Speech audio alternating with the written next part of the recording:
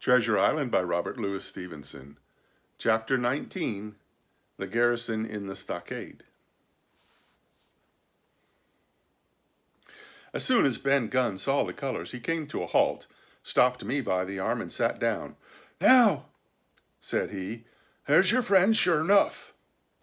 "Far more likely it's the mutineers," I answered. "That?" he cried. "Why, in a place like that, where nobody puts in but gentlemen for a fortune, silver would fly the Jolly Roger. You don't make no doubt of that. Now, that's your friends. There's been blows, too, and I reckon your friends has had the best of it. And here they are ashore in the old stockade, as was made years and years ago by Flint. Ah, he was the man to have a headpiece, was Flint. Barring rum, his match was never seen. He were afraid of none, not he, only silver. Silver's what was genteel." "Well," said I, "that may be so, and so be it. All the more reason that I should hurry and join my friends." "Nay, mate," returned Ben, "not you. You're a good boy, or I'm mistook. But you're only a boy, all told. Now, Ben Gunn is fly. Rum wouldn't bring me there where you were going. Not rum wouldn't, till I see you're born gentleman and gets in his word of honor. And you won't forget my words, a precious sight, that's what you'll say, a precious sight more confidence, and then nips him." And he pinched me the third time with the same air of cleverness. "And when Ben Gunn is wanted, you know where to find him, Jim. Just where you found him today. And him that comes is to have a white flag in his hand, and he's to come alone. Oh, and you'll say this, Ben Gunn, says you, has reasons of his own."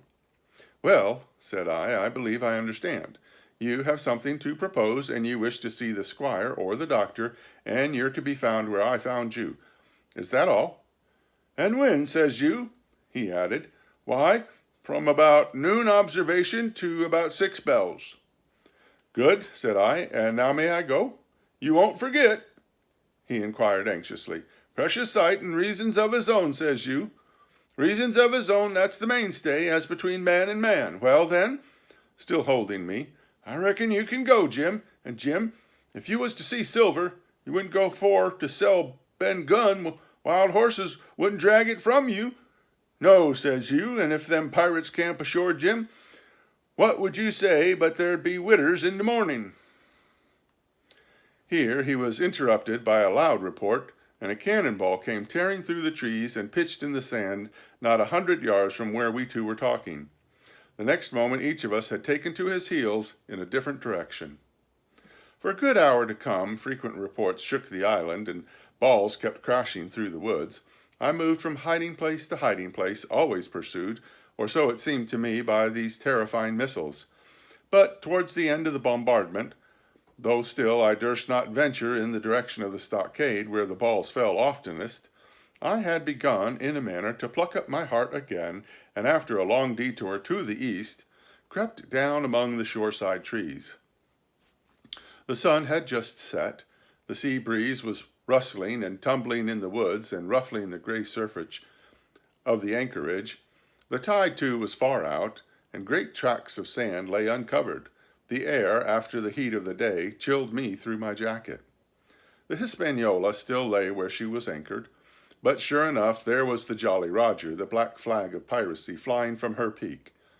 Even as I looked, there came another red flash and another report that sent the echoes clattering, and one more round shot whistled through the air. It was the last of the cannonade. I lay for some time watching the bustle which succeeded the attack. Men were demolishing something with axes on the beach near the stockade. The poor jolly boat, I afterwards discovered. Away near the mouth of the river, a great fire was glowing among the trees, and between that point and the ship, one of the gigs kept coming and going. The men, whom I had seen so gloomy, shouted at the oars like children, but there was a sound in their voices which suggested rum. At length I thought I might return towards the stockade.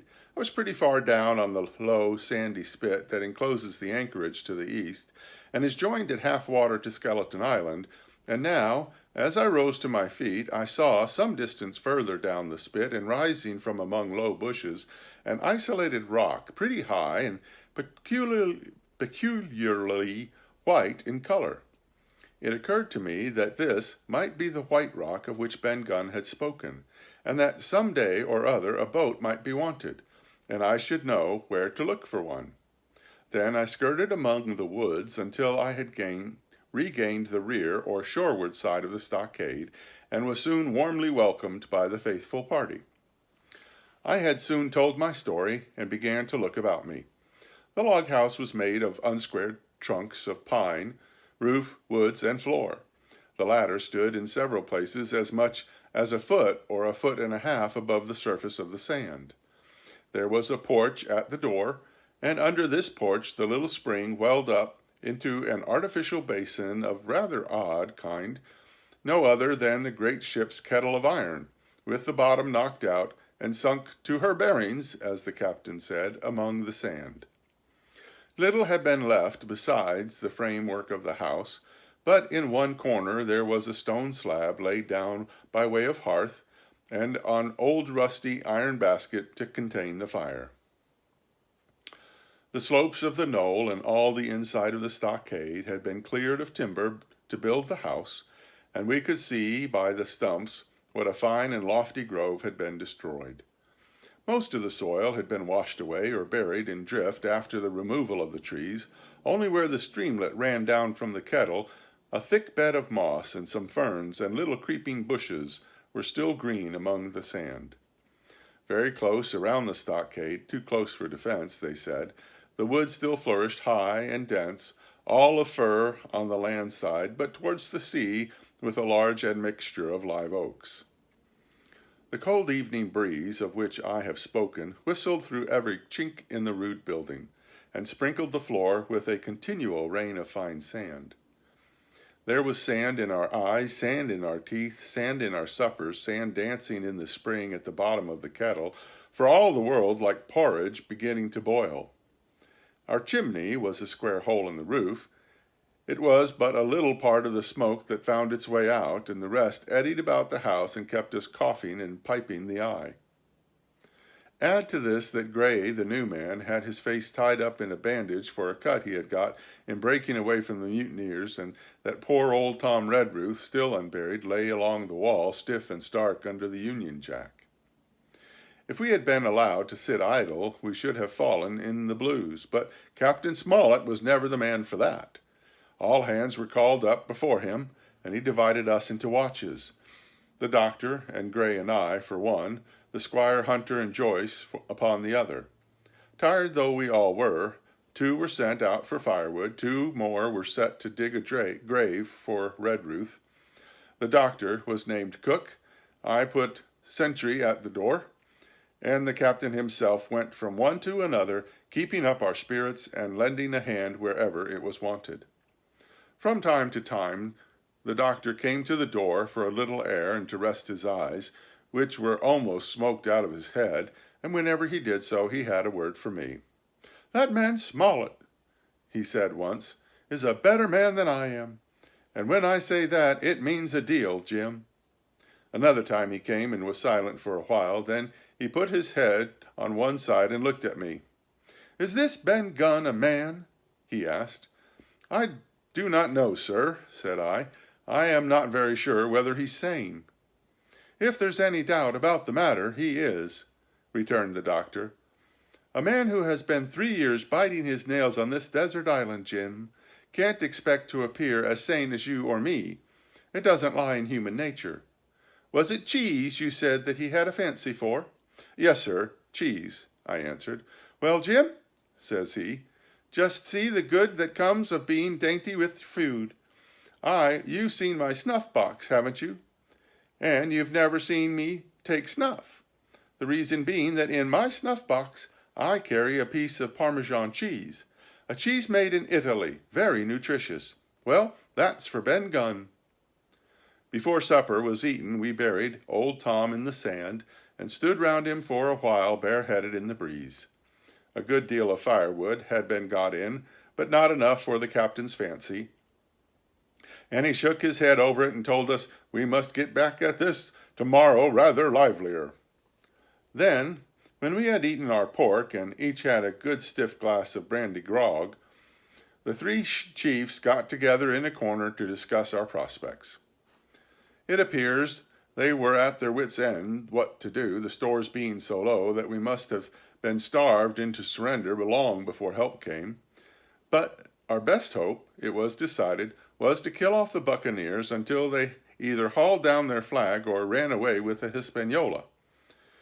From 19, they were already reduced to 15, 2 others being wounded, and 1 at least, the man shot beside the gun, severely wounded if he were not dead. Every time we had a crack at them, we were to take it, saving our own lives with the extremest care. And besides that, we had 2 able allies, rum and the climate. As for the first, though we were about half a mile away, we could hear them roaring and singing late into the night, and as for the second, the doctor staked his wig that, camped where they were in the marsh and unprovided with remedies, the half of them would be on their backs before the week. So, he added, if we are not all shot down first, they'll be glad to be packing in the schooner. It's always a ship, and they can get to buccaneering again, I suppose. First ship that I ever lost, said Captain Smollett. I was dead tired, as you may fancy, and when I got to sleep, which was not till after a great deal of tossing, I slept like a log of wood. The rest had long been up and already breakfasted, and increased the pile of firewood by about half as much again when I was awakened by the bustle and the sound of voices. Flag of truce! I heard someone say, and then immediately after was a cry of surprise. Silver himself! And at that, up I jumped, and rubbing my eyes, ran to a loophole in the wall. End of chapter 19.